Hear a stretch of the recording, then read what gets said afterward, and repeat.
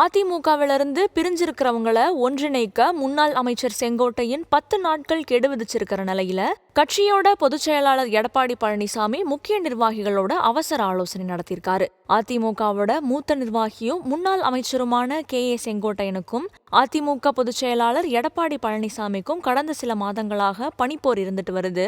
இந்த நிலையில செய்தியாளர்களுக்கு பேட்டியளிச்ச செங்கோட்டையன், சட்டமன்ற தேர்தல்ல அதிமுக வெற்றி பெறத்துக்கு கட்சியிலிருந்து பிரிஞ்சவங்கள மறுபடி இணைக்கணும்னு, இந்த பணியை 10 நாட்களுக்குள்ள தொடங்கணும்னு அதிமுக பொதுச் செயலாளர் எடப்பாடி பழனிசாமிக்கு கெடு விதிச்சிருந்தாரு. அவரோட இந்த அதிரடி அறிவிப்பு அதிமுக வட்டாரத்துல பரபரப்பை ஏற்படுத்துனுச்சு. இந்த நிலையில தேர்தல் சுற்றுப்பயணத்துக்காக திண்டுக்கல்ல தங்கியிருக்கிற எடப்பாடி பழனிசாமி கட்சி நிர்வாகிகளோட அவசர ஆலோசனை நடத்தியிருக்காரு.